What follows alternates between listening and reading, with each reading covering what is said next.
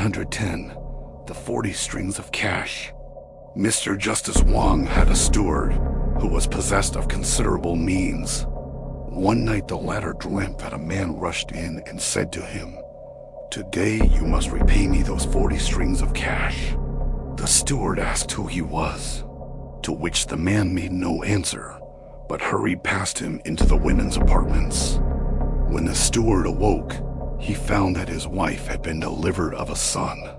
And knowing at once that retribution was at hand, he set aside 40 strings of cash to be spent solely in food, clothes, medicines, and so on for the baby.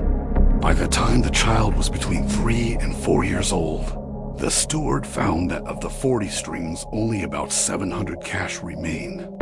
And when the wet nurse, who happened to be standing by, brought the child and dandled it in her arms before him, he looked at it and said, "The 40 strings are all but repaid. It is time you were off again." Thereupon the child changed color.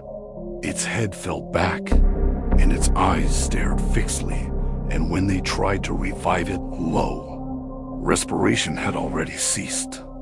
The father then took the balance of the 40 strings, and with it defrayed the child's funeral expenses, truly a warning to people to be sure and pay their debts.